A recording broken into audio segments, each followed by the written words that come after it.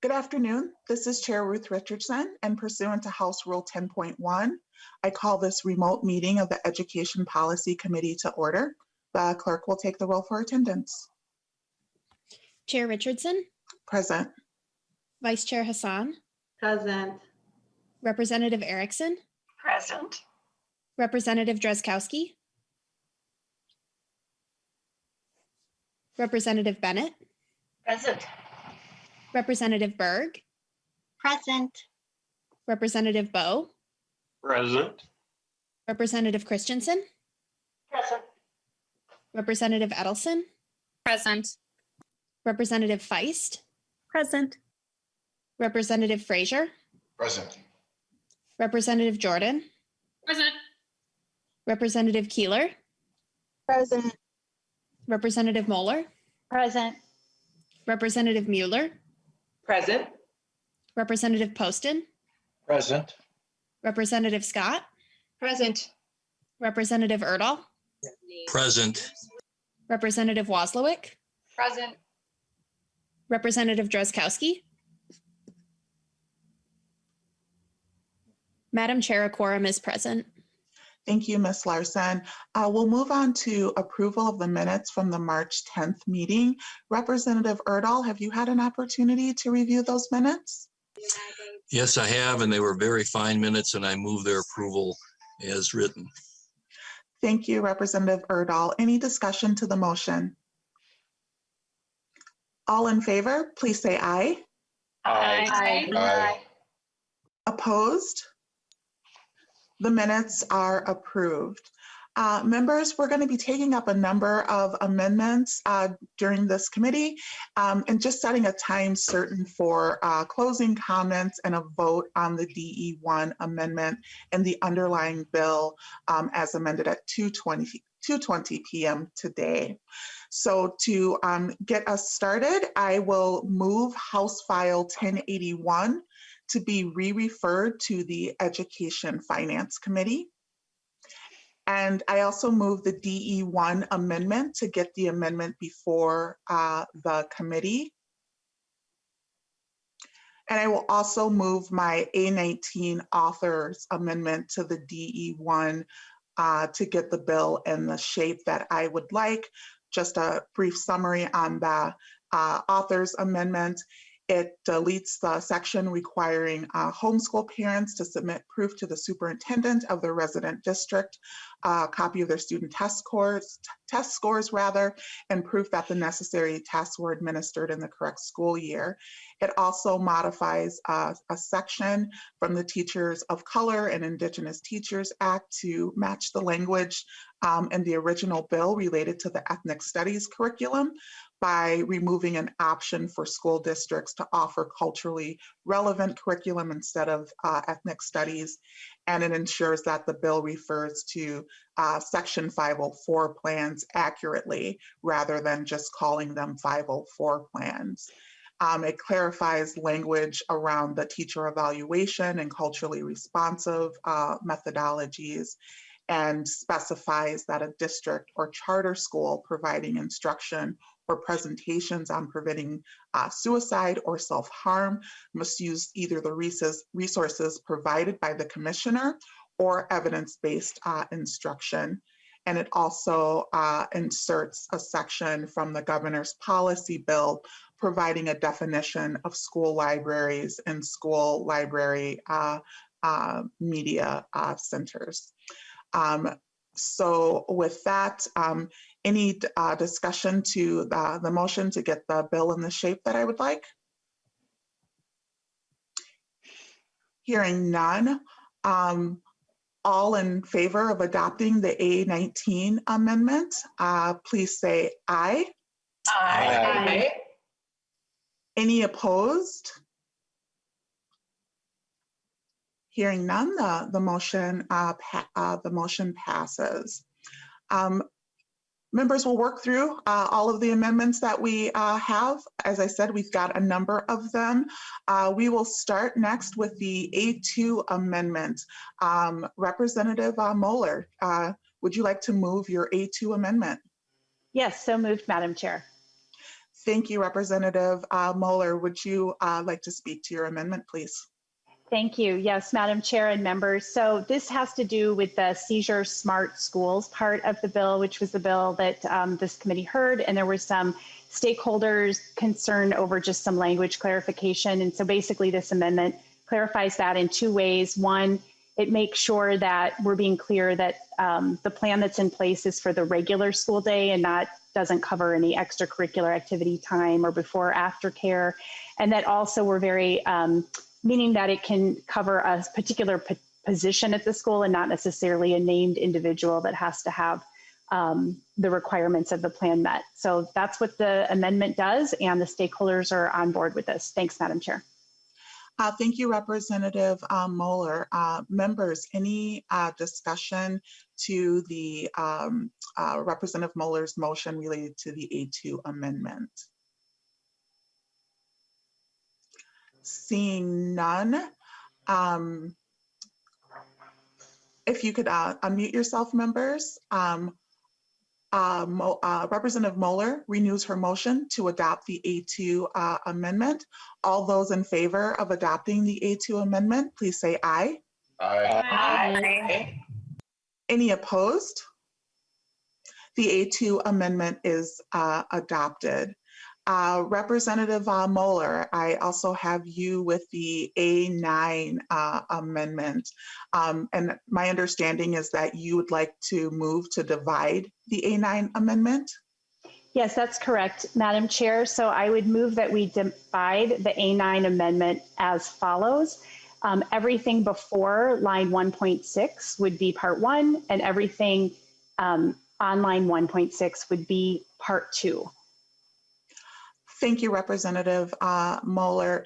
Members, again, if you could unmute yourself, all those in favor of dividing the A9 amendment into two parts as described by Representative Moeller, please say aye. Aye. Any opposed? The A9 amendment is divided into parts 1 and 2. Representative Moeller, you may proceed. Yeah, thank you, Madam Chair. So with respect to part 1, members, this part of the amendment really had to do with the graduation requirements in our bill, and it was related to the addition of 1 credit of physical education and the elimination of 1 of the elective credits. This came from an MDE bill.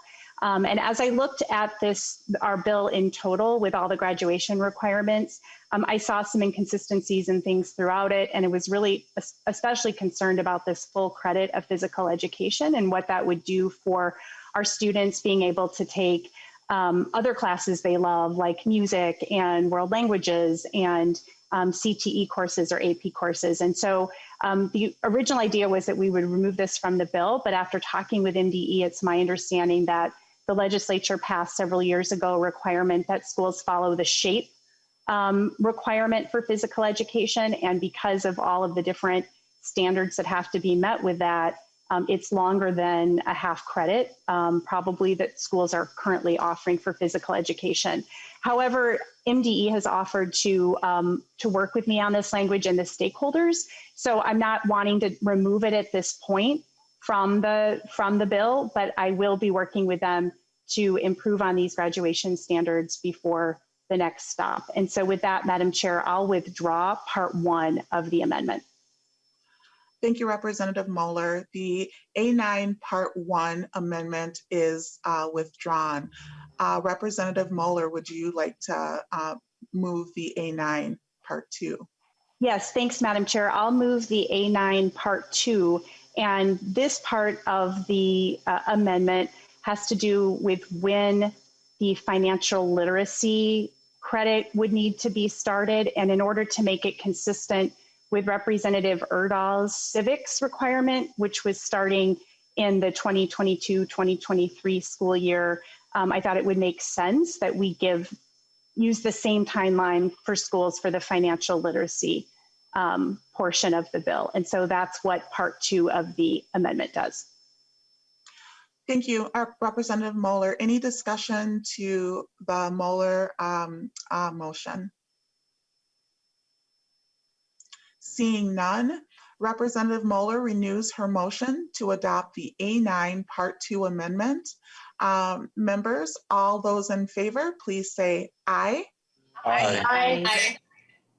Any opposed? The A9 Part 2 amendment is adopted. Up next, we have the A4 amendment. Representative Edelson, would you like to move your A4 amendment? Madam Chair, I would. The A4 is taken from House File 1029, which is Representative Tu Zhang's bill, and also Lead Erickson is a co-author of. This is a bill that's really about ensuring corrective action plans are followed in a timely manner. Currently, authorizers can be informed about a corrective action plan, and it can take weeks to years. This bill amends to say that a corrective action plan should happen within 130 days. And I ask members to support the amendment. Thank you, Representative Edelson. Any discussion to the A4 amendment? Okay, hearing none. Rep. Edelson renews her motion to adopt the A4 amendment. All in favor, say aye. Aye.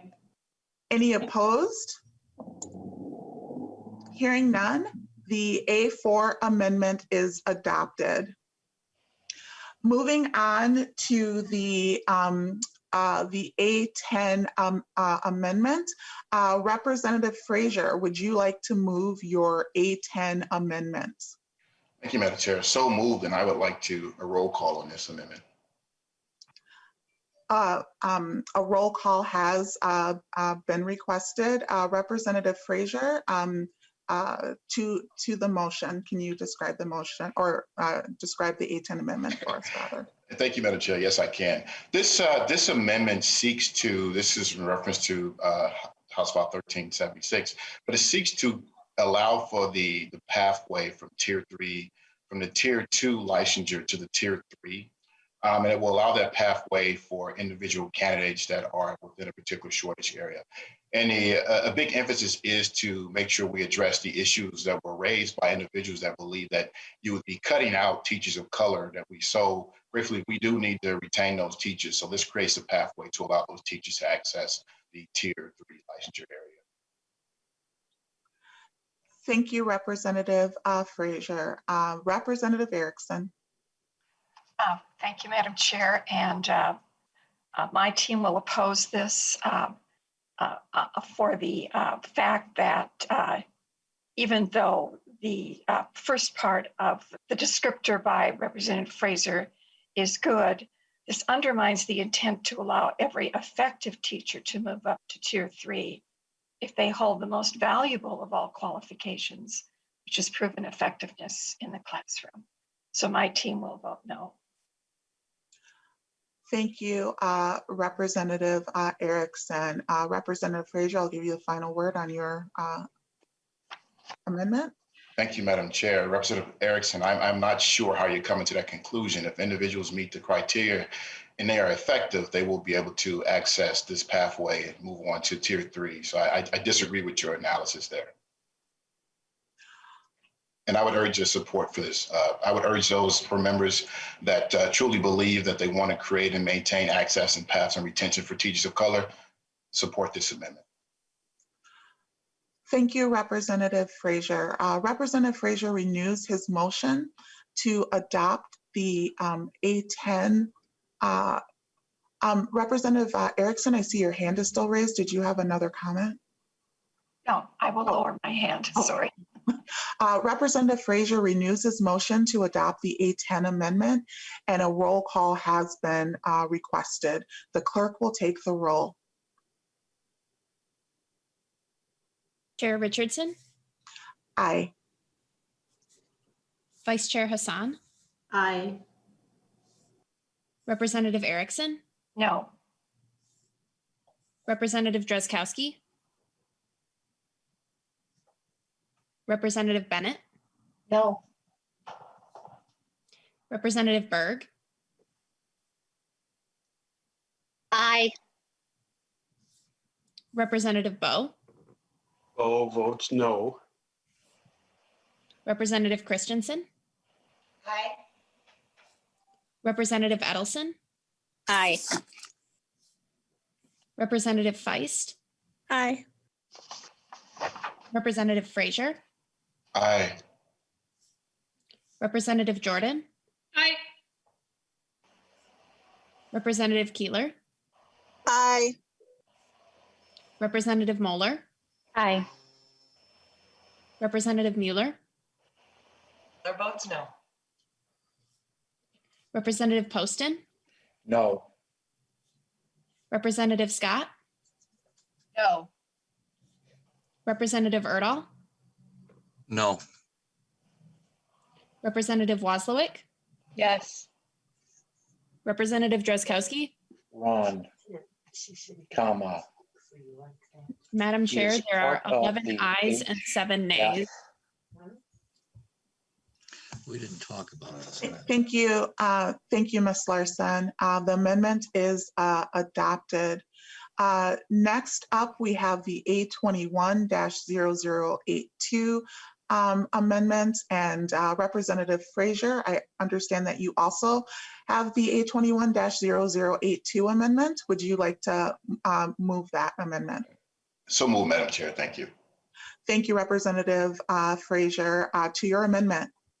This amendment also goes back to House File 1376. It was after further conversation with Minnesota State Systems Office. There were some concerns about the language in terms of whether or not it would take away their ability to have their 2-year transfer preparation programs. And after conversation with the stakeholders, that was not the intent. So we are moving to delete that language so there to clear up any confusion.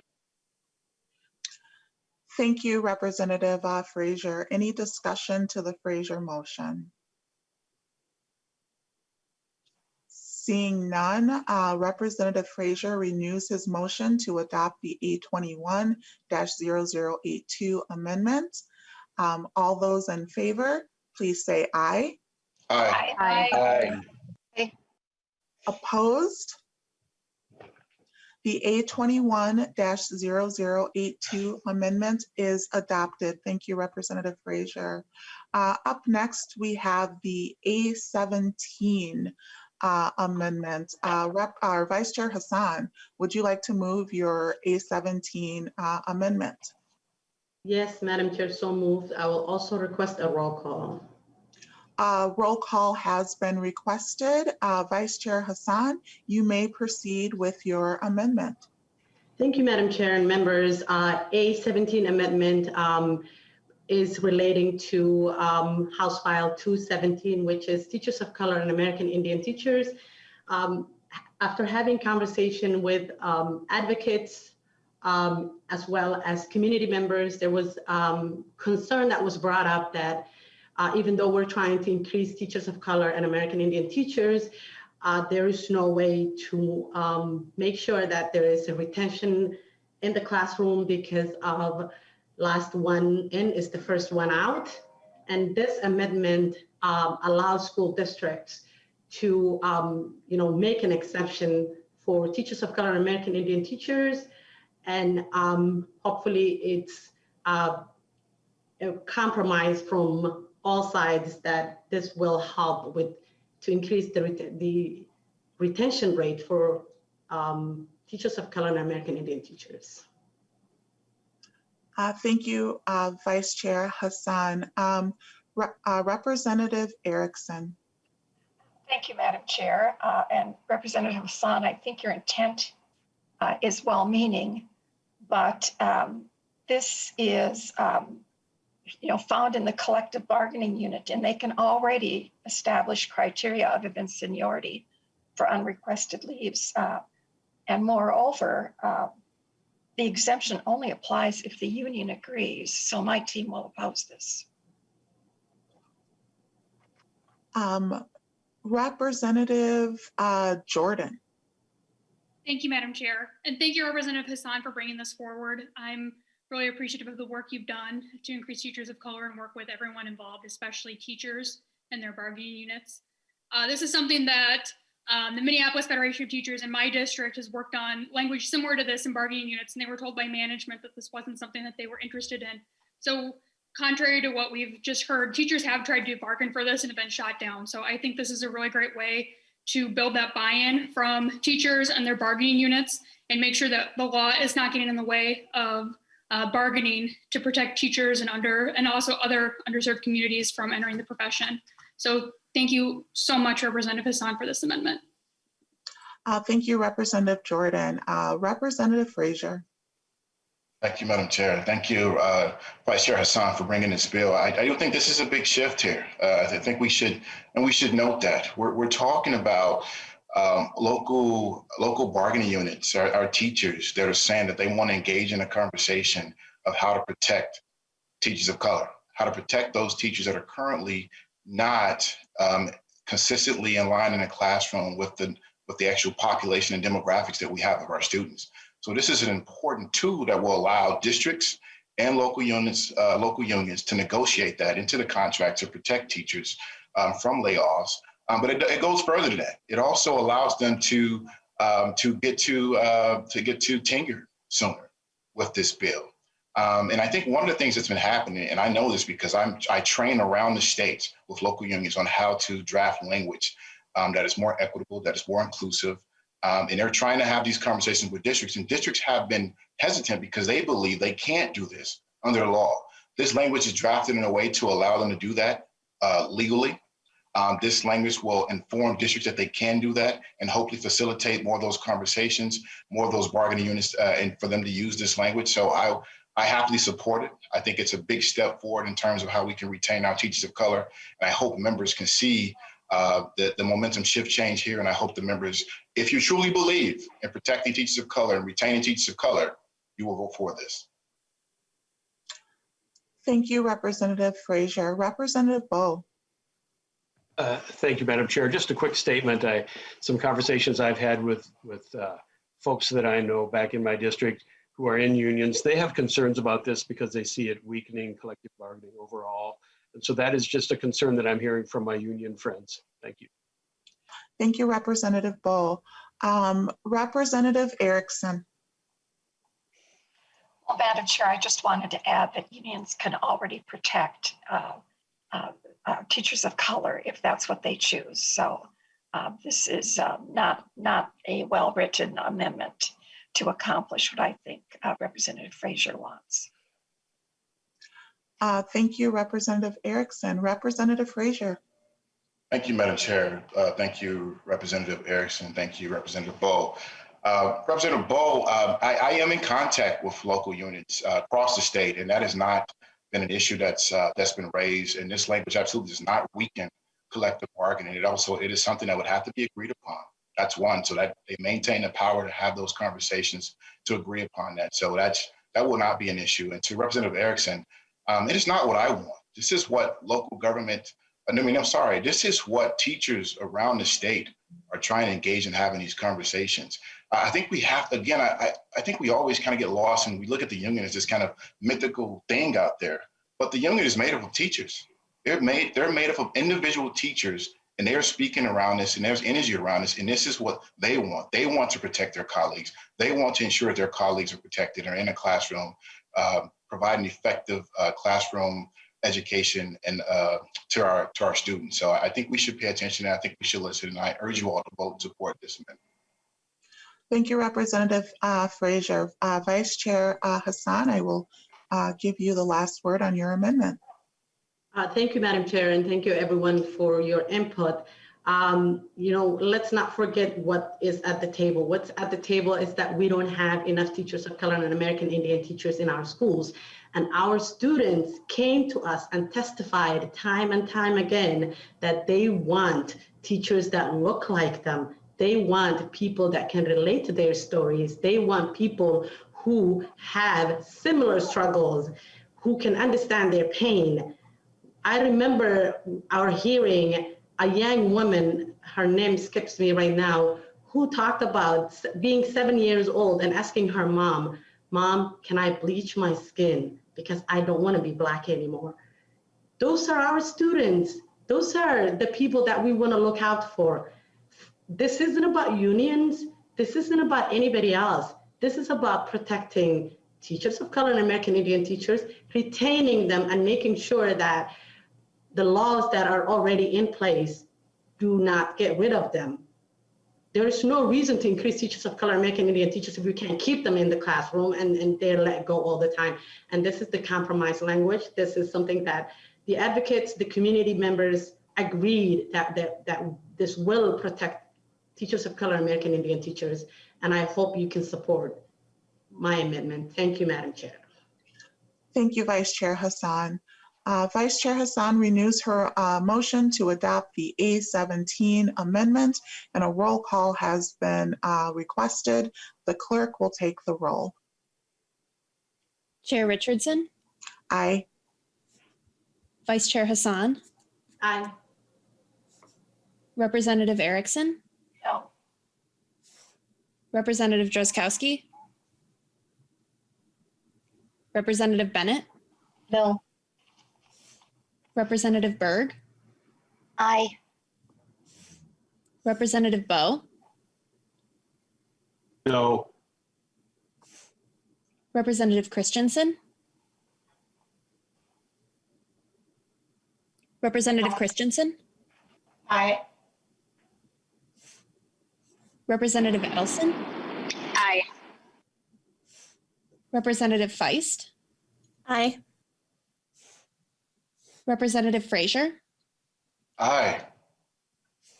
Representative Jordan, Aye.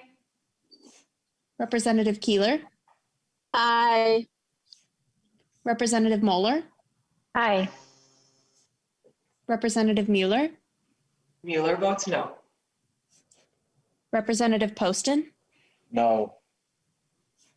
Representative Scott, No. Representative Erdahl, No. Representative Waslowick, Aye. Representative Drazkowski.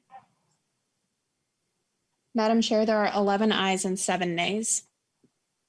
Thank you, Ms. Larson. The amendment is adopted. Representative Erickson, up next, we have your DE3 amendment. Would you like to move your amendment? Thank you, Madam Chair and Committee. I do move the DE3 amendment to your House File 1081 as it lays before us. Oh, thank you, Representative Erickson. I understand that you'll be yielding some of your time to other members in your caucus while presenting your amendment. You may proceed. Thank you, Madam Chair and members. Yes, this is an amendment that the entire team worked on. Many of these are bills that were introduced by team members here from the GOP caucus in education policy. And so I want to give them a chance to explain that section of the Delete All Amendment. This amendment focuses on reopening and returning students to our schools. It empowers parents and students, as you can see from some of the article titles. It also protects our teachers and the recruiting and keeping effective teachers. That's very important to us, is also an article in this bill. And so with your permission, Chair Richardson, I will begin to yield to my fellow members and they will explain that part of the amendment. And so under Article 1, reopening and returning students to school, I yield to Representative Poston. Thank you, Lead Erickson. Thank you, Madam Chair and members. Article 1, I want to talk to Section 1 in Article 1. It's House File 1051, authored by Ron Kresha. This section repeals the governor's authority to use emergency powers to close schools or alter school schedules with his peacetime emergency powers. So this makes a change in Chapter 12. It is leaving the control locally, which I think is very important because our local schools know how to handle these things better than anybody in St. Paul or better than the governor. So with that, I'll yield back to Lead Erickson. Thank you, Representative Poston and Chair Richardson. We will want a roll call on this. So just to make sure that that's in place. The next part of this amendment authorizes school districts and charters to implement learning models for on-site, hybrid, or distance learning with a parental option for distance learning. This really establishes local control for our districts and charters to choose what works best for them in their communities and in whatever condition they find themselves. It establishes an option for parents to also request distance learning during the regular school year. It also allows schools to use distance learning days in response to inclement weather, natural disaster, or a public health hazard. You know, current law allows us to use up to 5 e-learning days for inclement weather, but this would build on that law to allow districts to use any number of distance learning days for situations in which distance learning would be safer. Finally, it allows schools to hire qualified non-licensed educators for summer education programs. These programs, including summer school, summer academies, summer tutors, and other innovative or creative solutions that our schools can employ to remediate the learning loss from the school shutdowns, should not be limited by a lack of staff waiting for a license to be issued by a state board when we have clearly defined in state law what constitutes a qualified educator. And with that, Madam Chair, I yield to Representative Mueller. Thank you, Chair, and to Representative Erickson. The next section is talking about a pilot program that is House File 699. This is a pilot program that would allow our school districts with a little bit more flexibility to hire substitute teachers. As we know, substitute teachers are in great demand and there's a shortage all over the place. My bill received a hearing in the Senate, and during that time, I heard from both my hometown in Austin, but also from Anoka Hennepin, who told me in March alone that they were experiencing 100 teacher shortages when it comes to substitute teachers. And this, when that happens, that requires that a teacher is then asked to cover another classroom. And as we know, as teachers, as I have been a teacher for almost 2 decades, when a teacher is required or has been asked to cover another class and does not receive their prep time, this not only hurts them, but it also hurts the students. So this bill would allow school districts to use the professional standards that that are in place for Tier 1 CTE teachers. And the school district can look at a person who either has 5 years of experience in a field that is that the school district says is important, has a 2-year degree, or has certification of some kind. And that then the school district is pending a completed background check, a successful background check, that this school district is able to then hire that teacher or that person as their substitute teacher. Again, this is a bill that gives the school districts more direct access to the pool of people who could be substitute teachers. And I've heard plenty of testimony from school districts that talk about how difficult it is to find substitute teachers, and that is, and how important, even when the qualifications for a substitute teacher at this point, when that is a 4-year degree, that is very difficult for them to find someone who isn't already employed. And what we know is that as education has changed and we have a little bit more online presence, I know, and I won't go too much farther into this, but I know that when a teacher is absent, possibly suddenly, that there still is a great deal of resources for that teacher to have lessons and activities online, and that the person that's present in the room doesn't have to be teaching in the classroom. They do need to be a presence, and they do need to be a person that can foster relationships. And so this allows the school district to really hire people in their community that will foster relationships and not be burdened with some of the extra regulations that HELSB and MDE has required. With that, I would like to yield my time, or yield to Representative Bennett. All right, thank you, Madam Chair, and thank you, Representative Erickson, for bringing forth these provisions. I would like to just address a certain portion in this provision that deals with the innovation research zones that are in current session law. What this provision does in this amendment is add more flexibilities, gets rid of red tape, and adds more local control by repealing the requirement that innovations be presented and approved by MDE as research projects. We all know that we need to address the learning loss and move forward from the school closures that students have had to deal with, and we want to open up more opportunities to close the achievement gap that we're well aware of. I believe that adjusting some of the components of the innovation zones will help schools have more, or empower schools to have more strategies to deal with these things and help make up student loss and also close the achievement gap. I think that pretty much describes it, so I'm going to yield to Representative Scott next. Thank you, Representative Bennett. And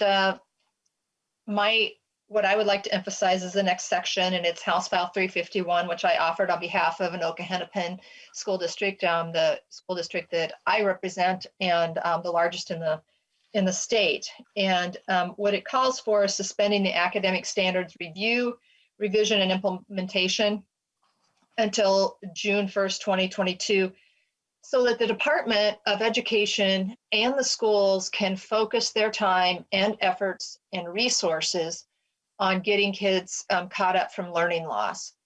And in addition to pushing everything out by a year, this also saves our school districts, at least for Anoka Hennepin, it saves them $2 to $5 million per subject matter in staff development and materials.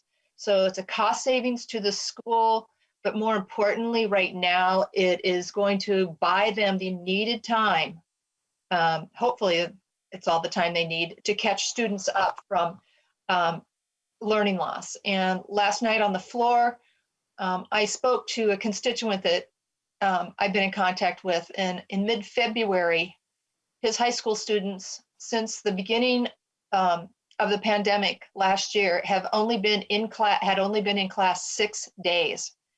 And so, and he's, his kids are the lucky ones, they have parents that are involved, and his kids did okay with distance learning, but many have not.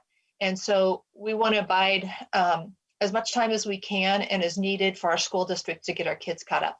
So with that, members, I yield back to Representative Erickson. Thank you. Thank you, Representative Scott, for that explanation. The next couple of sections deal with the Department of Education. We want them to be helping to measure student learning loss. We know this is real and it's severe, but there has to be a means to measure that loss so that we're not, preventing our students from moving forward. And, it needs to be targeted. And so this provision would support students-based measurements on their needs. The other section requires MDE to plan for administration of the MCAs regardless of the student's learning model, and a process for remote administration if that is also necessary. As you know, the Biden administration has continued to say that federally mandated standardized assessments, which is federal accountability, need to be given this spring. And so MDE needs to have a plan for doing that. So that's what this section does. In addition, we know that access has been administered and that even some ACT tests have been administered. So this is not something new for the department. They just need to make sure that districts and charters understand that there's a process for providing this testing or for a remote administration. And with that, Madam Chair, we move to Article 2, empowering parents and students. These are also from bills that have been introduced, but not heard in committee. The first section is that parents have a right to choose a high quality, culturally affirming education for their children, regardless of where their zoned public school exists. They should be able to choose the school that meets the needs of their children, including the right to choose a charter school without artificial barriers. When parents vote with their feet, the schools provide the programs, the curriculum, and the instruction that parents value for their children. The next section gives parents the right to request a change of teacher for their child if another teacher is available. The right of a parent to direct the education of their child should not be limited to a building in which the child will sit or a classroom, but should include the teacher leading that instruction. I recognize there are limitations on teachers within certain subject areas. As you know, I was a high school English teacher, and so, I brought a certain expertise to the classroom that perhaps someone else did. So the language allows practicality.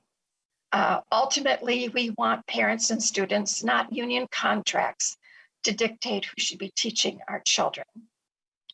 The next section requires the World's Best Workforce Plan to include strategies to identify and reduce disparities in student discipline and strategies for integrating or improving character and citizenship education. We have long had in law character education as well as citizenship, and these are very good strategies to use in dealing with the behaviors of our children. My Malacca, for example, my Malacca School District has used character education ever since it was enacted into law. And I send every week congratulatories to students who have accomplished what the teacher observes as a character trait that stands out in their performance and in their behavior. Disciplinary disparities we know are real. And I know that your committee, Representative Richardson, has a different approach from us. But we believe that policies, that are adopted by school boards or charters can be behind the disparities. And so they need to make the changes, not the state. How we solve the issues is best left to the district or to the charter. So in their World's Best Workforce Planning, which requires community input, teacher input, administrator input, and parent input, districts and charters can adopt these policies to align with the needs of their community and their students. And of course, as I said earlier, teaching children respect, self-responsibility, how to be honest, and other character qualities will also help to reduce disparities in discipline. Next, the school dismissal policies, that's the next section. And in it, we must include informing students of their rights, including the right against self-incrimination, allowing students facing possible dismissal to have a parent request, or a parent present during any questioning by school staff, and to require a record of school employees making referrals.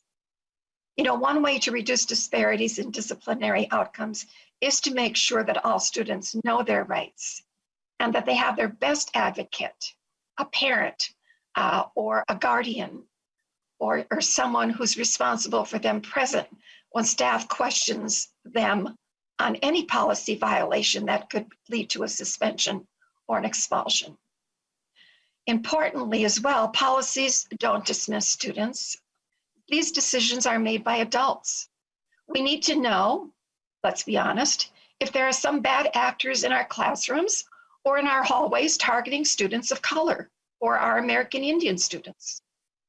We can go to the disciplinary files at PELSB, our Professional Educators Licensing and Standards Board, And some of the stories of how educators have treated their students are just sickening. So we know that that's an area that we need to look more closely at.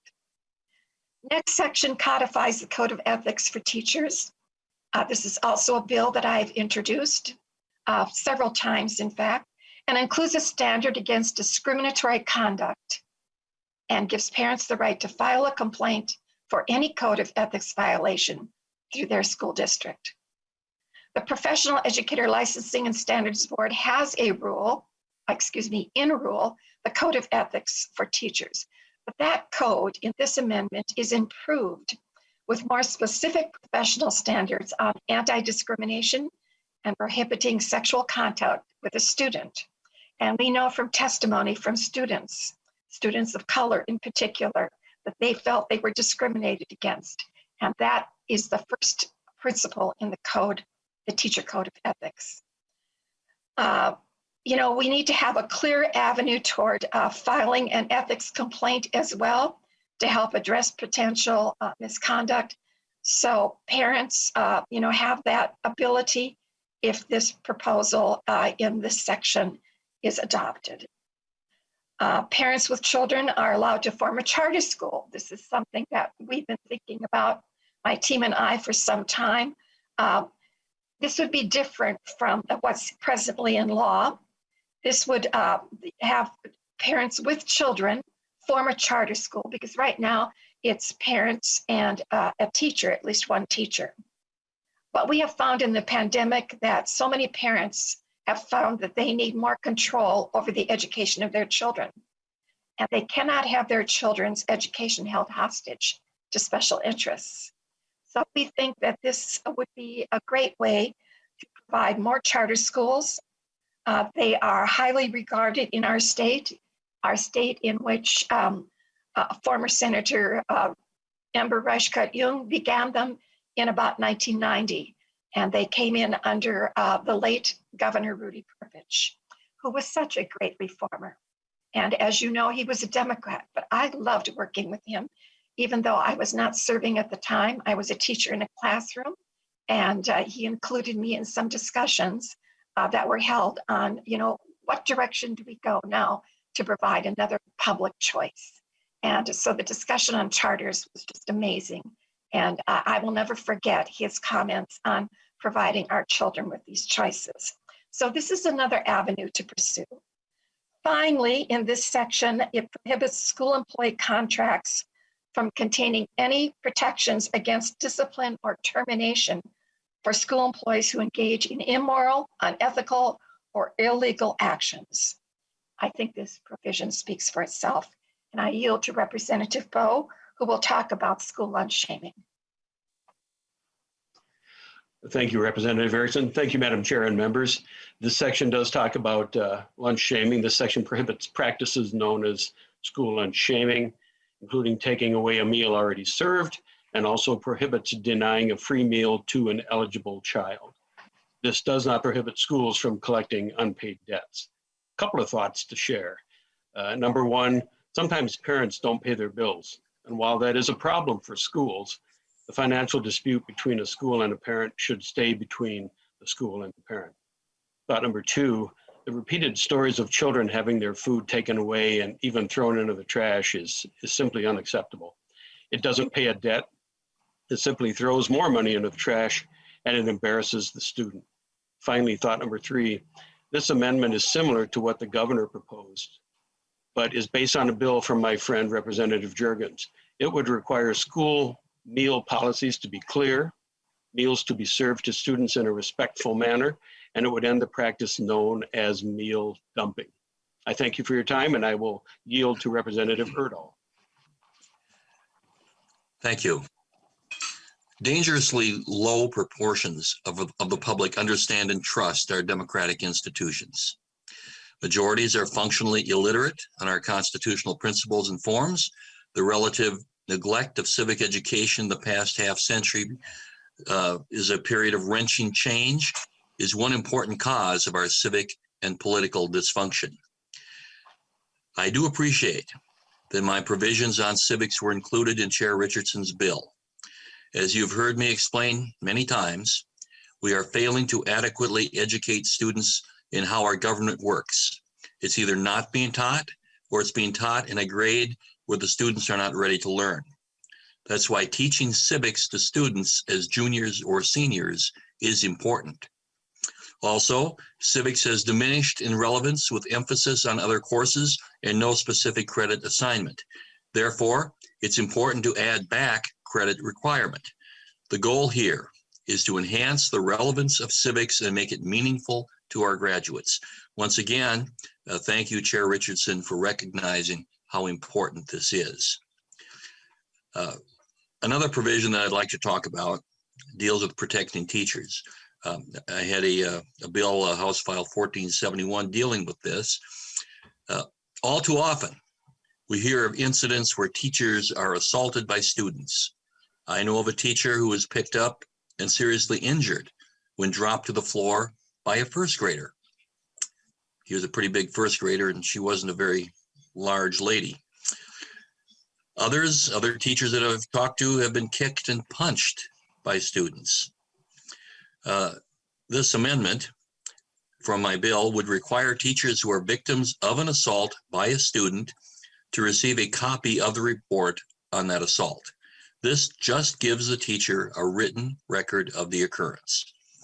It also requires students assaulting school staff to be removed from class for at least 3 school days following the incident, and requires students be given assistance to prevent the behavior from reoccurring. For the good of both the teacher and the student, the reasons for the incident and assistance for remediating behavior need to be acted on. This is not suspension or exclusion, just a time to work out remedies to make the classroom safer for both the teacher and the student. Paraprofessionals working alone or on a regular basis with a special education student should be notified of any history of violent behavior. It's simply a right to know to help ensure the safety of the worker and the student. This also includes a provision for educator rights to be coded in statute. This bill has been heard in the Senate, and I would hope that some elements of this can be considered as the process continues. And with that, I yield to Representative Erickson. Thank you, Representative Erickson, and thank you, Madam Chair.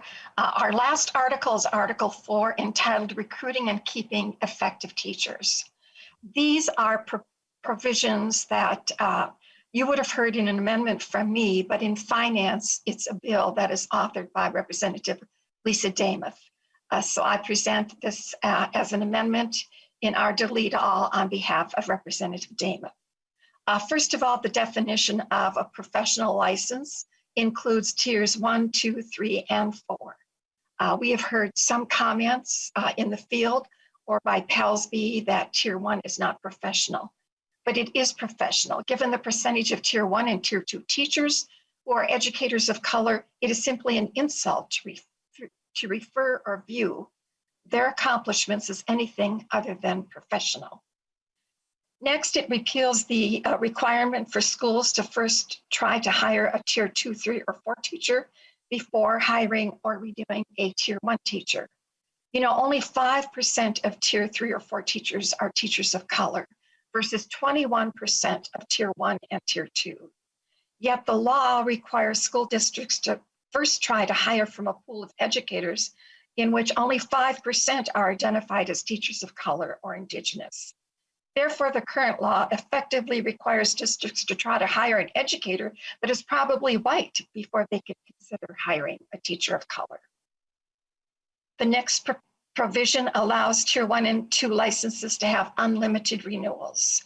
Tier 1 and tier 2 licenses were originally given limited renewals as part of the agreement that I made while negotiating this bill back some years ago when the tiered system was first developed.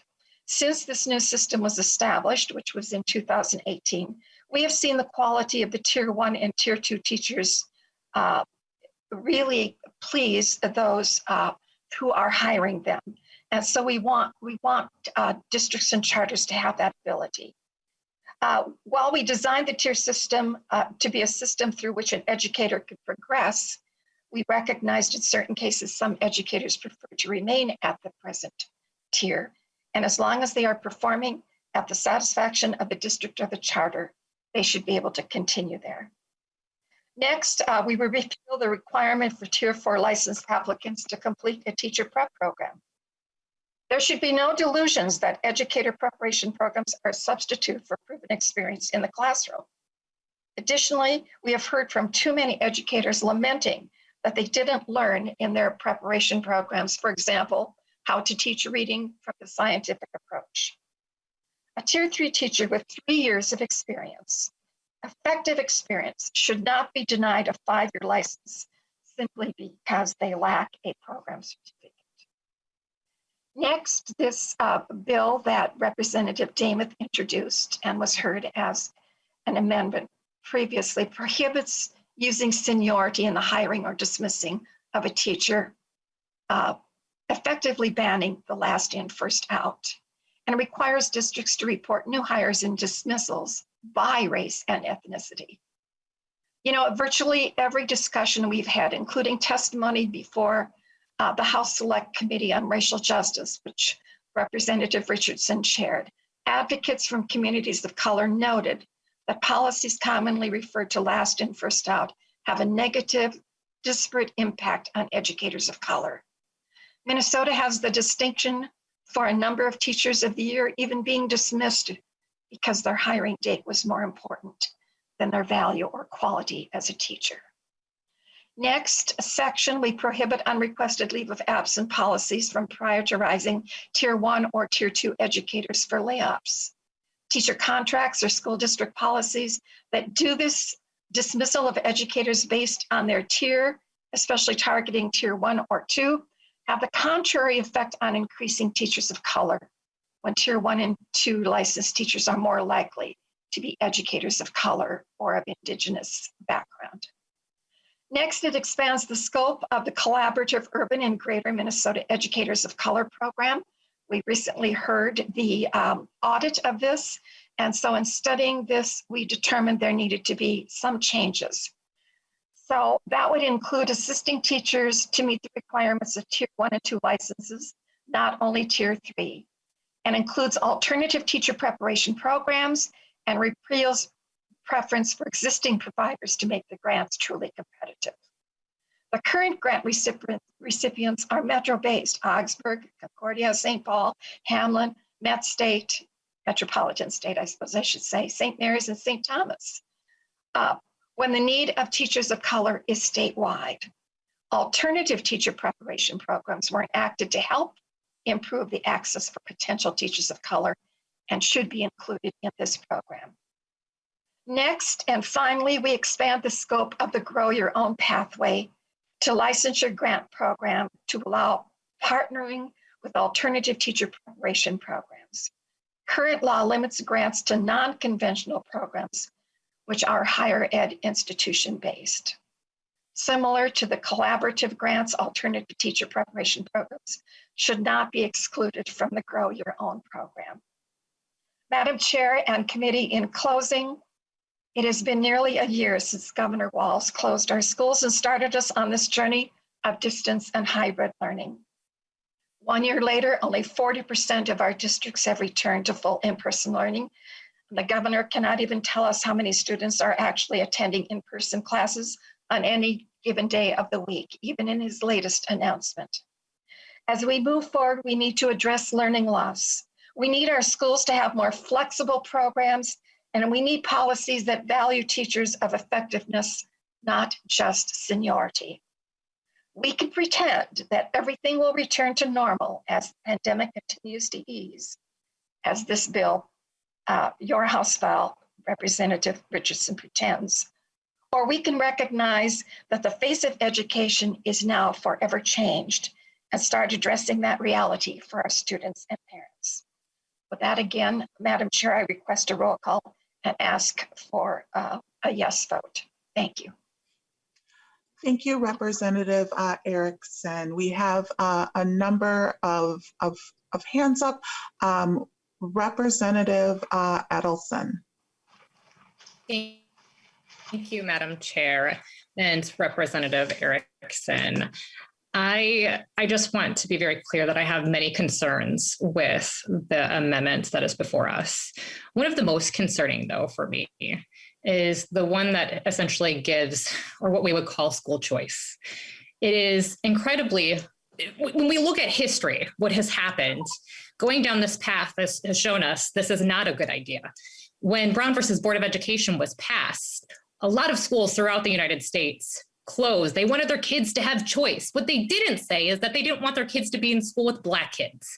And so the reality is if we start sectioning off and doing essentially vouchers, which is what I feel like this legislation is kind of aiming to do, giving students the choice to weaken our strong public schools in the state of Minnesota. People come to Minnesota because of our public schools, because they are good schools, and because they have strength, because they have parents from all walks of life that really fight to make sure that they are good. And so I strongly oppose this amendment for that specific provision, and ask members to stand with me in opposition.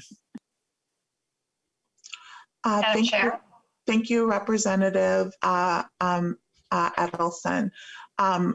Representative Erickson, we've got a number of hands up, and so I'm going to go to the next individual on the list. Representative Berg.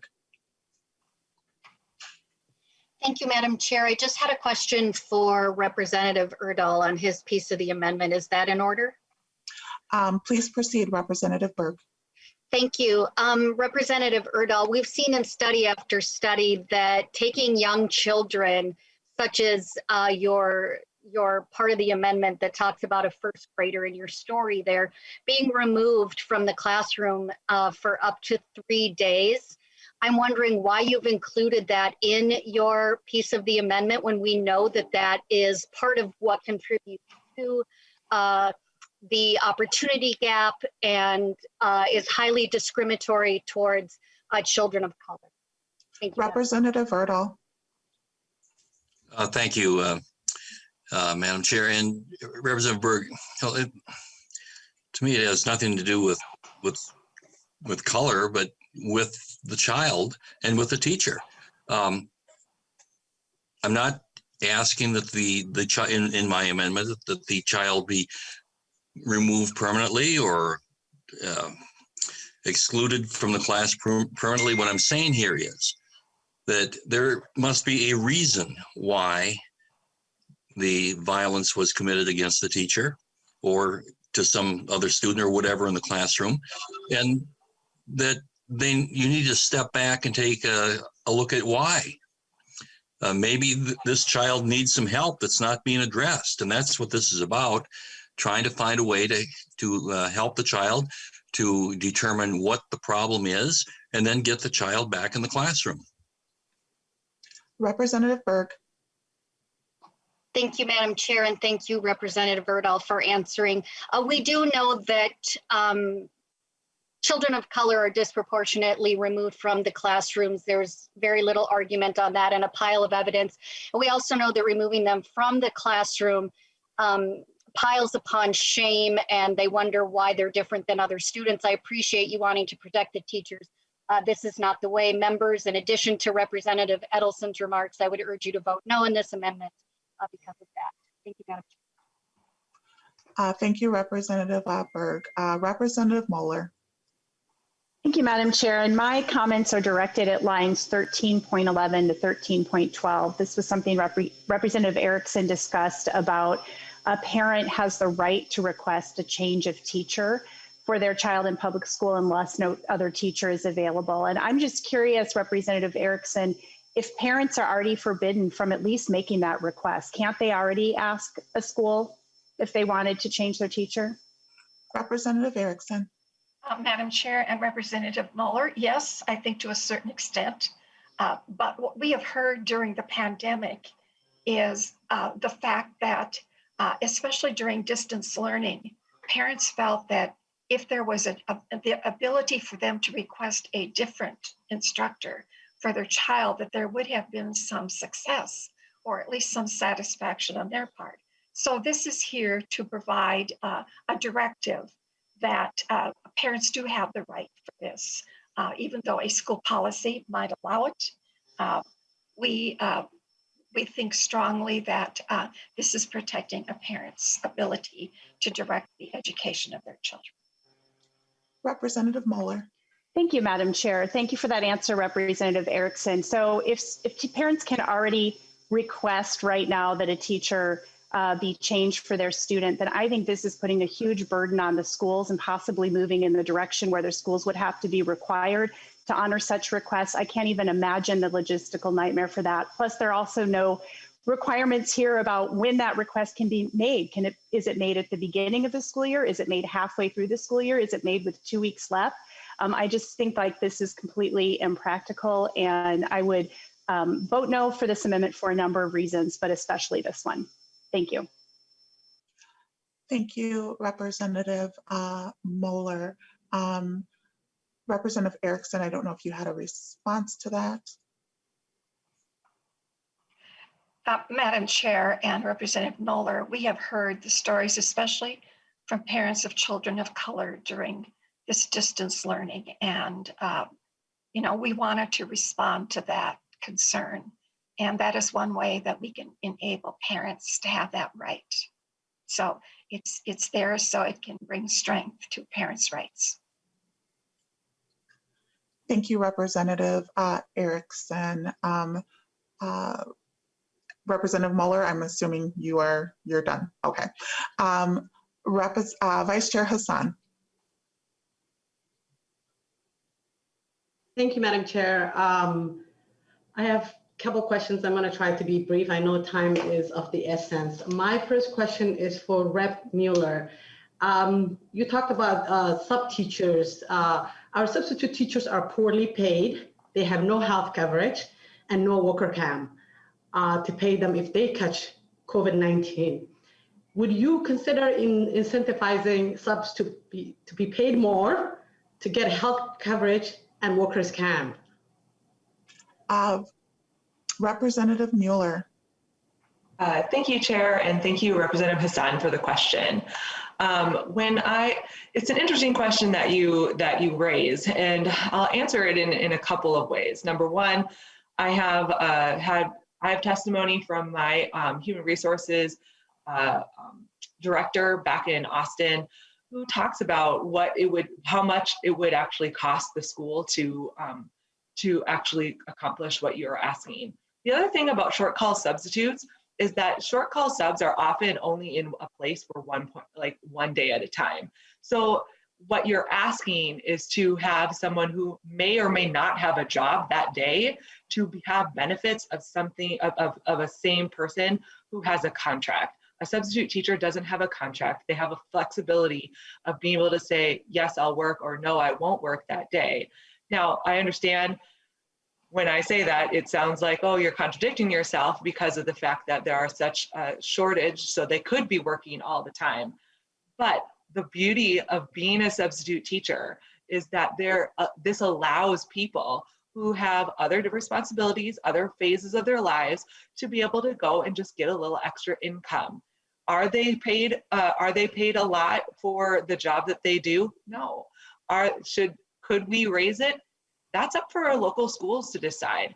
But what I have heard from several of my colleagues, especially the people back in my district, is that the goal of a substitute teacher is to make sure that we have people from our community coming in and forming a relationship with these students, and so it would be rather impractical for a school district to provide the same benefits as a contracted teacher for an individual that would come in for maybe 1 or 2 days whenever is necessary. So, Chair. Vice Chair Hassan.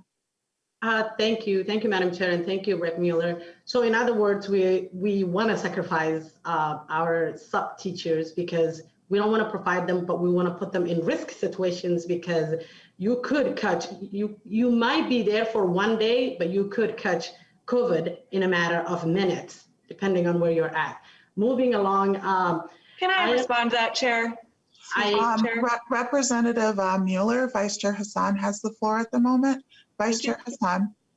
I am a parent of who has a student a Black student in this public school. And there has been multiple conversations in this amendment that has been echoed.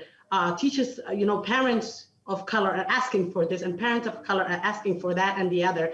As someone who is a product of public school and is raising a child who is in public school, I want to tell you that there is no parent of color or Black parent or Indigenous parent that want their kid to be suspended. Suspension is, or expulsion is one of the biggest problems why we have the disparities that we have. And I'm disappointed that this includes, a version of this amendment talks about removing a child from the classroom for several days. I'm also disappointed that Rep. Erickson talks about teachers of color on this amendment, yet voted down my amendment to increase and retain teachers of color and keep them in the classroom. So for that, I will not be able to vote and in support of this amendment. Thank you, Madam Chair. Thank you, Vice Chair Hassan. Representative Mueller, would you like to respond? Thank you, Chair. I think that what has to be said is that when we talk about a couple of things, to say that I want to sacrifice teachers is a pretty strong language to say. The role of a substitute teacher is that they have the choice of if they want to go into a classroom. If they feel like they are going to be exposed to COVID-19, they don't have to go in. And I would like to say, as a person who has been teaching through the pandemic, that the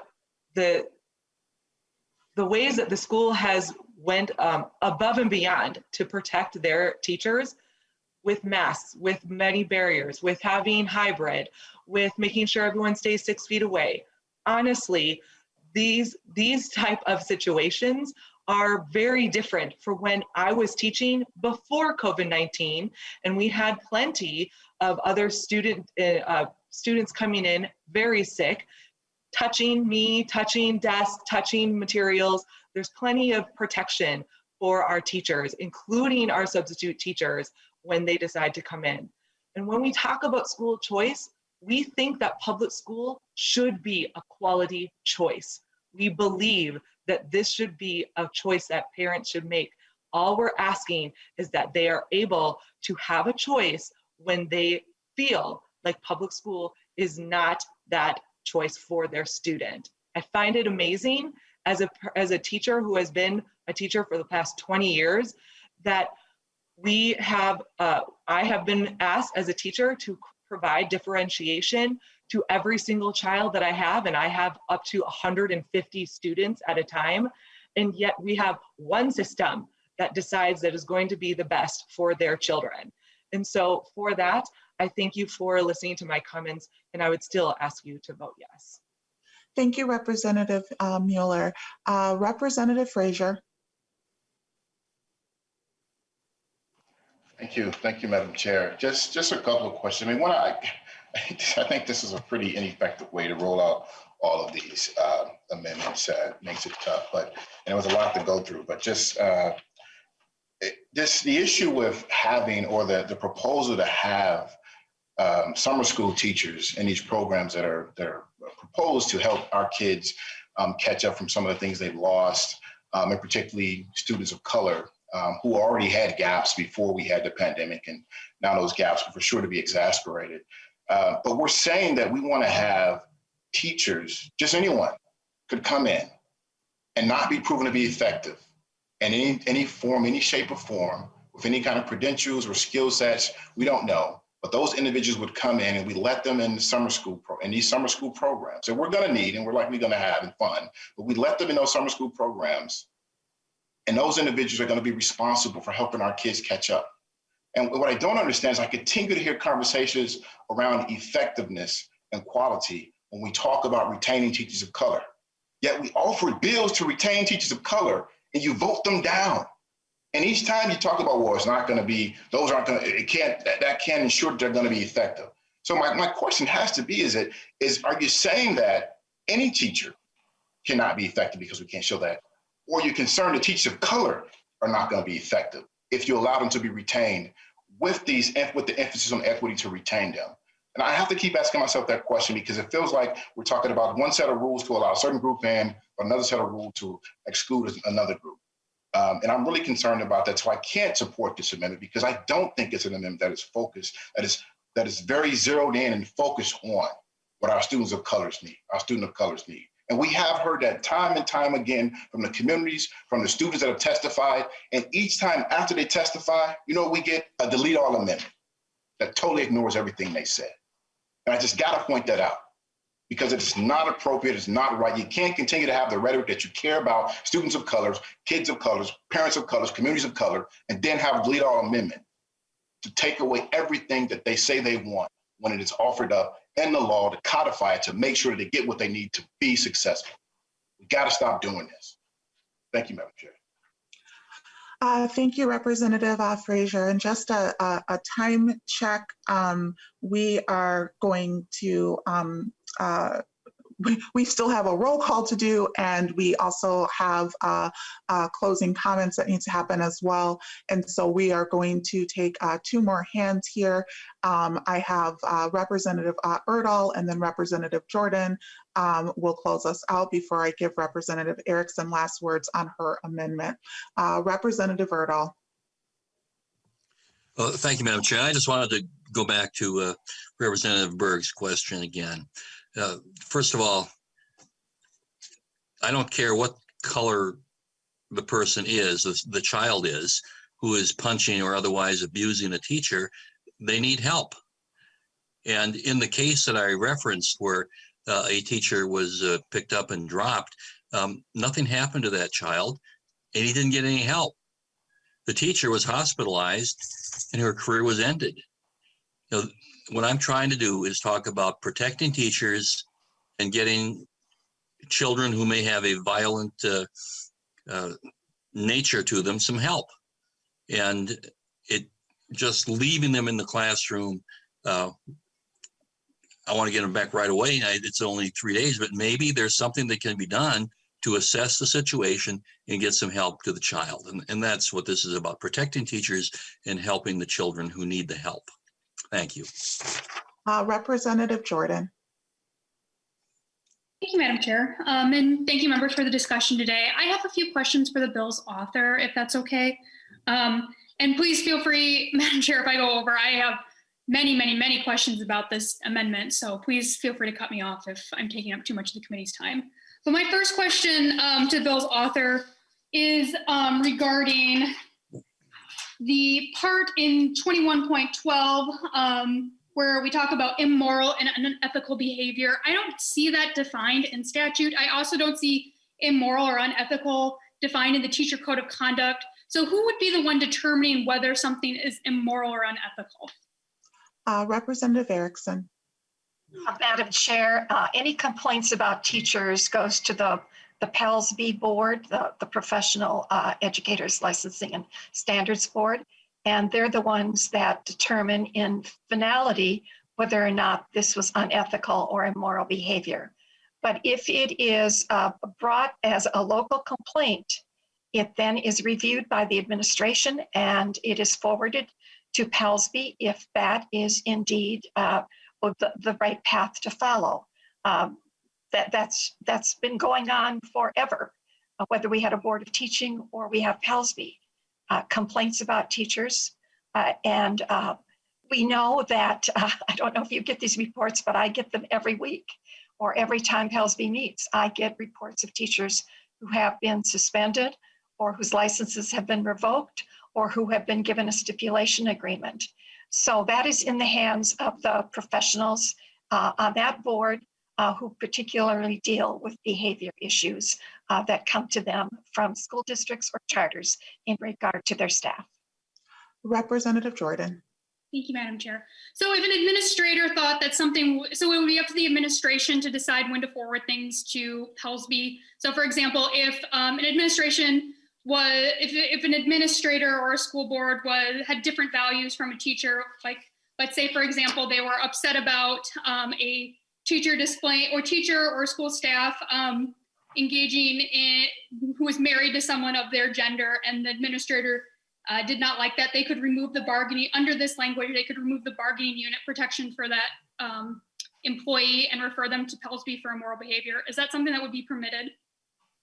Representative That's Erickson. local control, Madam Chair and Representative Jordan. That's up to the locals, but I don't think that that kind of discrimination goes on. It has to be in regard of teachers having maybe a relationship with a student.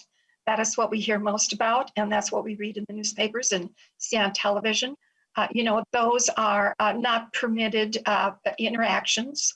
Staff is professional. Teachers know that, so if they cross that line, a complaint could be filed if that knowledge is known from either the student, and sometimes the student brings it years later. I'm sure you have read about those situations.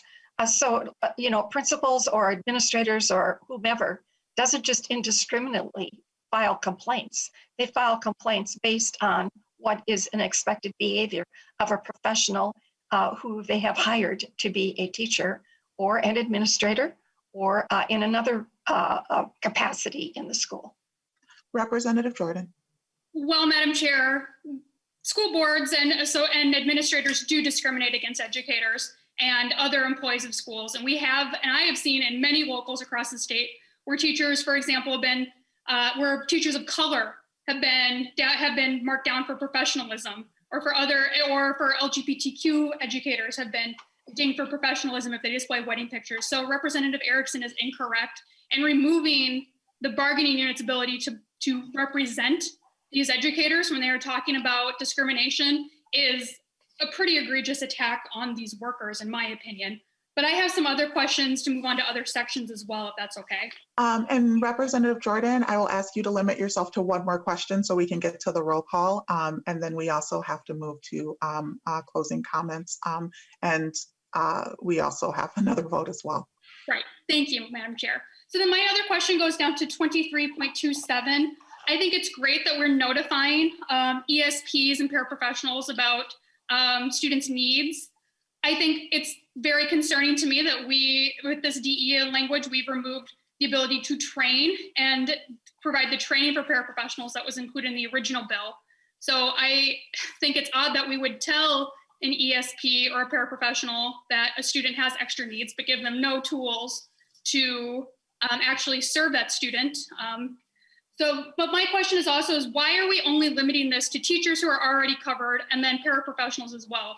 Why aren't we extending this to all school employees who might be interacting and serving the student? One group that comes to mind is bus drivers, for example.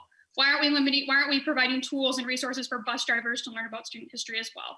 Thank you, Representative Jordan. And Representative Erickson, briefly, please.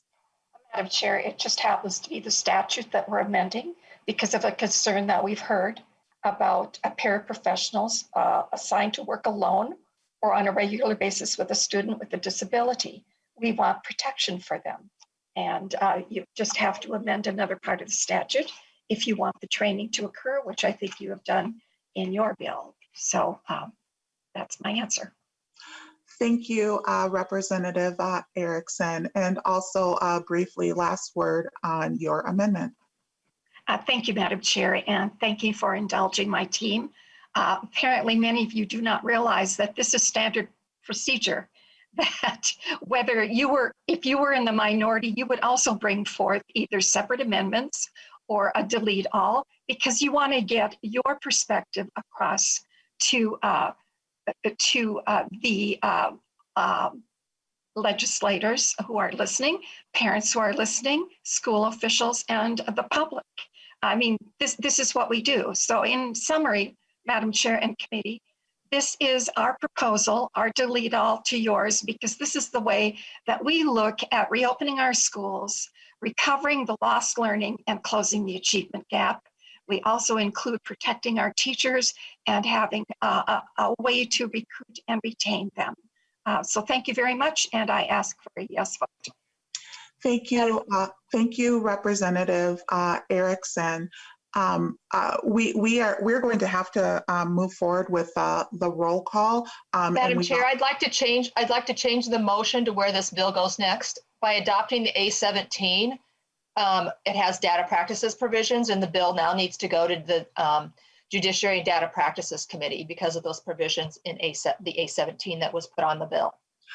When we get to that, I know we're just on the, I'm sorry, we're just on our amendment. My apologies.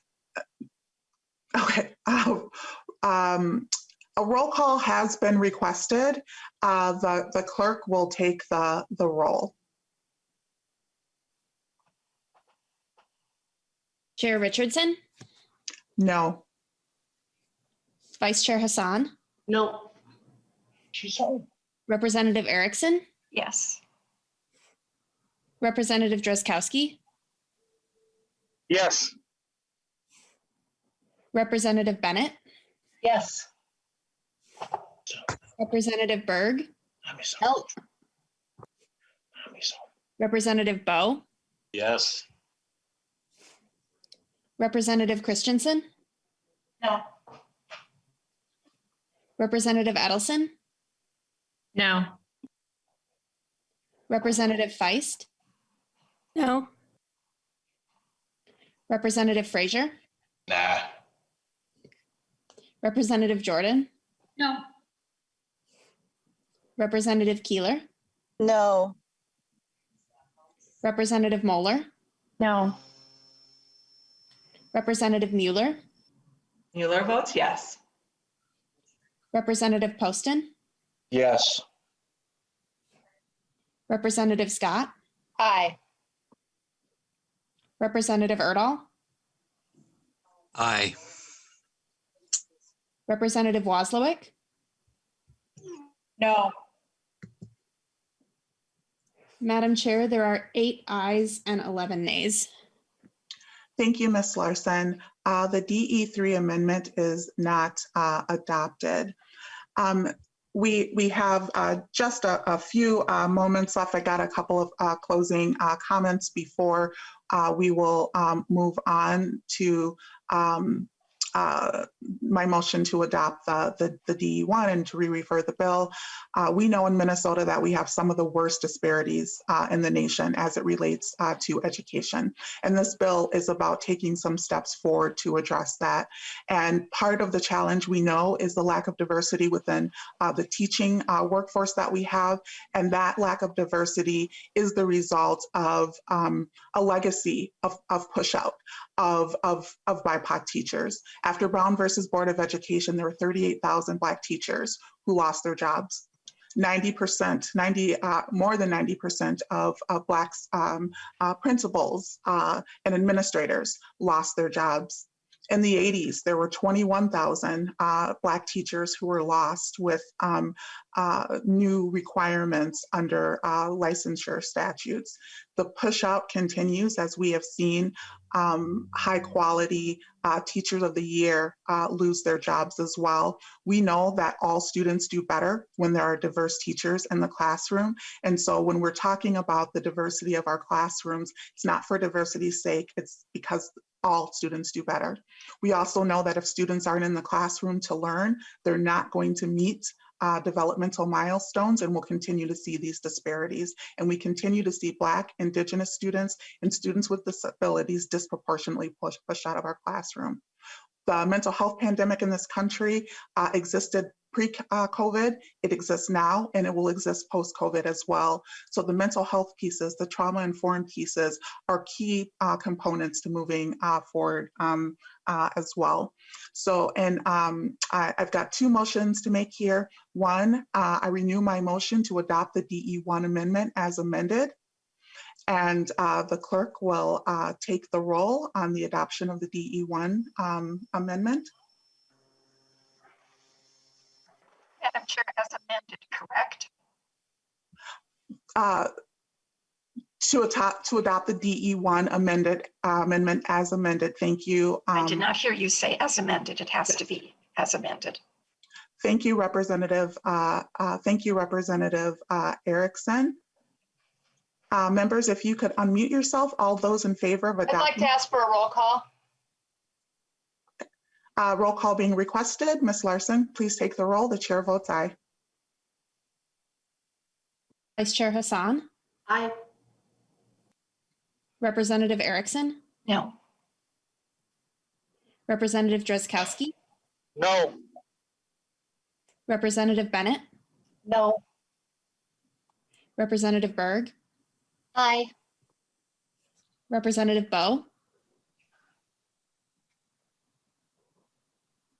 Representative Christensen, Aye. Representative Edelson, Aye. Representative Feist, Aye. Representative Frazier, Aye. Representative Jordan, Aye. Representative Keeler, Aye. Representative Moeller, Aye. Representative Mueller, Mueller votes no. Representative Poston, No. Representative Scott, No. Representative Erdahl, No. Happy birthday, Representative Feist. Representative Wozlowick, Yes. Representative Bowe, No.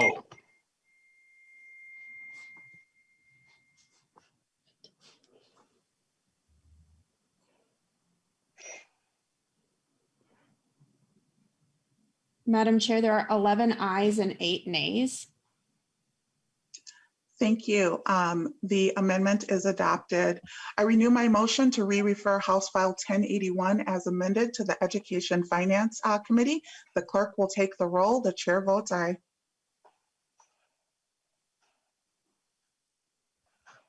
Vice Chair Hassan, Aye. Representative Erickson, No. No. Representative Drazkowski, No. Representative Bennett, No. Representative Berg, Yes. Representative Bowe, No. Representative Christensen, Aye. Representative Edelson, Aye. Representative Feist, Aye. Representative Frazier, Aye. Representative Jordan, Aye. Representative Keeler, Aye. Representative Moeller, Aye. Representative Mueller, Mueller votes no. Representative Poston, No. Representative Scott, No. Representative Erdahl, No. Representative Wozlowick. Aye. Madam Chair, there are 11 ayes and 8 nays. On a vote of 11 ayes and 8 nays, the motion prevails. The bill is re-referred to the Education Finance Committee, and we stand adjourned.